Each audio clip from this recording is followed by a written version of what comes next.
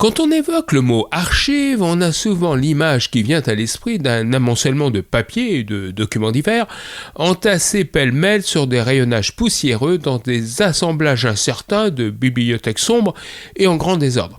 Les archives de l'agglomération de la région de Compiègne sont loin de cette image que l'on pourrait attribuer à Courteline au début du siècle dernier.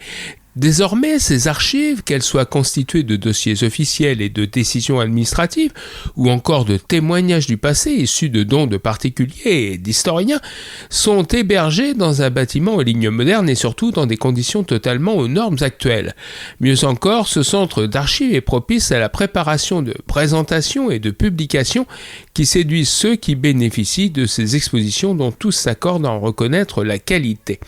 Il y a quelques jours, ce centre d'archives de l'agglomération a été doté d'une salle pédagogique qui vient compléter l'équipement ouvert au public. C'est Frédéric Guillon, le jeune directeur de cet établissement, qui nous présente les secrets de ce lieu qui peut à l'occasion se transformer en caverne d'Ali Baba. Alors, dites-moi, vous êtes un homme heureux. Du moins, je le pense, puisque quand on parle d'archives, habituellement, on peut avoir une idée, bon, c'est quelque chose d'un peu poussiéreux. Et vous, alors, vous êtes dans un domaine d'archives qui, au contraire, est hyper clean. Oui, alors effectivement, l'objectif pour nous, aux archives de l'agglomération de la région de Compiègne, c'est à la fois effectivement d'exercer notre cœur d'activité et des grandes missions classiques que l'on retrouve partout ailleurs, c'est-à-dire travailler sur la collecte des archives, le classement, la conservation, mais aussi de laisser une place à la politique de valorisation et d'ouverture de ces archives pour effectivement sortir un petit peu des idées reçues ou de l'image que l'on pourrait encore avoir de ces archives poussiéreuses, un peu enfermées, un peu dans l'obscurité des salles un peu confidentielles, pour justement, au contraire, nous ouvrir au public le plus large possible, des plus jeunes, avec bientôt des accueils de groupe, jusqu'aux plus âgés qui viennent aussi faire partager leurs souvenirs et leurs documents. Et donc c'est sur l'ensemble de ces publics-là que l'on souhaite travailler maintenant. Oui, puisque même certains vous font des dons. Oui, absolument. Ces archives, elles s'enrichissent tous les jours, évidemment, de collecte d'archives publiques de nos administrations locales, mais aussi d'archives privées, alors d'associations, d'érudits collectionneurs qui parfois ont quelques documents, c'est pas forcément des grands volumes, ça peut être quelques correspondances, quelques cartes postales, des photographies, mais parfois évidemment des collections beaucoup plus importantes qui peuvent nous être léguées, données et qui viennent compléter les archives publiques par souvent des documents plus iconographiques ou parfois plus sensibles parce qu'on a des traces d'humanité par la correspondance notamment. Donc ça apporte quelque chose de vivant en tout cas. Tout à fait. Et vous faites avec cela, vous faites des expositions de temps en temps. Oui, des expositions, alors pas tous les ans, mais régulièrement. Jusqu'à présent, elles étaient toutes délocalisées, ou à l'espace Saint-Pierre-des-Minimes, à la bibliothèque Saint-Corneille, ou même des fois dans les autres communes de l'agglomération. Peut-être que prochainement, avec cette nouvelle salle qui nous est aménagée, des expositions seront périodiquement installées donc, au sein du bâtiment des archives intercommunales. Mais pas que des expositions, on a déjà fait des publications, on fait de la mise en ligne par le biais de notre site internet de ressources numérisées, et puis toute autre action aussi, évidemment, de valorisation que l'on peut envisager dans les murs ou hors les murs. Alors cette nouvelle salle, parlons-en. On appelle ça une salle pédagogique. En fait, qu'est-ce qui se cache derrière ? Bon, en fait, c'est une salle qui va être assez polyvalente. C'est une salle qui va nous permettre tout simplement d'accueillir des classes de l'agglomération de la région de Compiègne qui viendront pour des visites des archives et des ateliers. C'est-à-dire que les enfants, les élèves viendront avec leurs enseignants et pourront découvrir les archives par le biais d'activités pour lesquelles ils seront acteurs. Et l'objectif, c'est qu'ils puissent repartir évidemment avec davantage de connaissances, mais qu'ils puissent, dans le temps scolaire, mais hors leur mur de classe, être en confrontation des sources originales, en lien avec leur programme scolaire de français, d'art, d'histoire, de géographie, pas forcément que d'histoire, l'objectif c'est d'élargir tout cela et de pouvoir être en confrontation des sources, de pouvoir les responsabiliser et de pouvoir être en action. Donc, c'est-à-dire qu'ils pourront réaliser des blasons, ils pourront réaliser des frises chronologiques, ils pourront travailler sur de la photographie, ils pourront travailler sur de la calligraphie. L'objectif c'est de les rendre acteurs et pas seulement auditeurs pour qu'on puisse évidemment les animer. Oui, parce que justement, vous le dites, c'est très vivant tout ça. Contrairement à ce qu'on peut penser, les archives, ça n'est pas mort, loin de là. Non, ce n'est pas mort. En fait, l'idée justement, c'est que notre credo au sein de l'équipe, c'est que les archives sortent de leur boîte. Donc effectivement, ces archives, elles viennent, elles sont conservées. Notre travail de l'ombre, et ce qui nous prend le plus de temps, c'est toute la partie collecte-conservation. C'est le travail que l'on ne voit pas.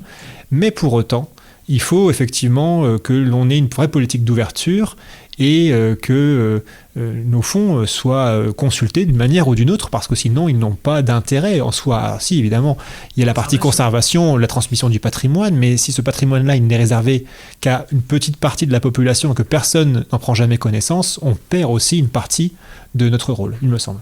La toute récente salle pédagogique, si elle est bien entendu ouverte à tous, est particulièrement utile pour accueillir les plus jeunes qui découvrent ici les richesses de notre passé. Frédéric Guillon. Oui, en fait, c'est une salle, comme je le disais tout à l'heure, vraiment avec une polyvalence. C'est aussi pour ça que l'on a fait installer un système de lumière qui peut nous permettre effectivement d'exposer, de faire des expositions ou des présentations de documents, mais on pourra aussi accueillir ponctuellement des conférences, pourquoi pas de sociétés historiques en alternance avec les locaux et les salles habituelles, mais ça peut être intéressant d'avoir des conférences délocalisées avec des présentations de documents en lien avec le sujet de la conférence.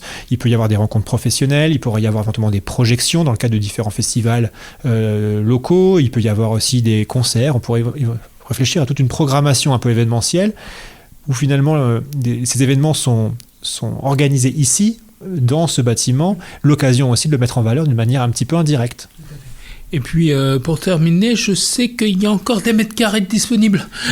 Ils ne sont pas, pour le moment, ils ne sont pas adaptés, mais vous avez, j'imagine, une utilisation prévue. Absolument. Donc, c'est un bâtiment qui, au départ, a été affecté pour le service des archives intercommunales, un bâtiment de 1500 mètres carrés, mais qui a été aménagé par phase, okay, par tranche. En 2018, une première tranche a vu le jour, donc c'est un aménagement de moitié, et il était convenu qu'au bout de 10 ans, à saturation, l'autre moitié serait aménagée. Donc effectivement, dans 10 ans après 2018, c'est 2028-2029, nous y approchons à grands pas, et donc cette phase-là va sortir de terre, les plans sont prêts, donc ce projet-là n'est pas du tout abandonné, donc l'aménagement total va avoir lieu d'ici 2-3 ans, mais le besoin d'accueillir des classes finalement a été entendu par nos élus et ils ont décidé de faire, non pas une entorse, mais un aménagement anticipé de la salle pédagogique qui était prévu en 2028-2029 pour que les enfants puissent en bénéficier le plus rapidement possible avant même l'aménagement total du bâtiment. Donc finalement, c'est un bâtiment qui devait être aménagé en 2 phases, mais à la fin, ça en fera 3. Un dernier mot, comment on fait si on a envie de, je n'aurais pas visité, mais qu'on a besoin de venir ici aux archives, consulter des documents, etc. En 2 mots, comment ça marche ? Alors, c'est très simple. L'accès aux documents est libre et gratuit en France au niveau de nos services d'archives publiques. Donc, il suffit de se présenter tout simplement à l'accueil du service des archives. Nous sommes ouverts du mardi au jeudi sans rendez-vous et potentiellement les autres jours sur rendez-vous pris en amont. Il y a une petite fiche d'inscription toute simple à remplir et puis après, mes collègues et moi-même sommes à la disposition des chercheurs ou des citoyens ou des habitants qui viennent à la recherche d'informations pour les aiguiller dans leurs recherches. Ils ne sont pas abandonnés face à la multiplicité des inventaires qui peuvent éventuellement faire un peu peur au départ. Donc il y a un accompagnement de proximité pour faciliter finalement le rapport entre le document et la recherche qui au départ, la plupart des gens qui viennent la première fois se sentent un peu perdus. Donc il faut effectivement accompagner les lecteurs et ça on le fait évidemment de bonne grâce. Bien sûr. Un dernier mot, c'est où les archives ? Alors nous sommes situés sur les Hauts de Marny, pas très loin du Tigre, au 104 rue Georges Guilmer, donc à Marny-les-Compiègnes, sur le plateau. Voilà donc les archives de l'ère des années 2020, un formidable outil et une source presque inépuisable de connaissances sur notre passé, celui de la ville et de la région, pour y mener une recherche ou pour éventuellement faire don de quelques documents. Il suffit de vous rendre dans cet antre de papier et désormais de documents numérisés. Vous y serez reçu à bras ouverts et pourrez y faire des découvertes incroyable. Merci Jean-Luc pour cette chronique à retrouver en podcast sur le site et l'appli Happiness Radio et toutes les plateformes de streaming. J'en profite aussi pour remercier Jean-Luc pour tous les reportages qu'on a eu également durant cette année. Il y aura un dernier reportage la semaine prochaine, bien évidemment, à ne pas louper. Merci Jean-Luc, en tout cas à très très bientôt. Dans 3 minutes, on reste dans le Compiègne, on part à Venette. On va fêter la musique vendredi. C'est après ça, je vous emporte dans votre agenda du réveil sur Happiness.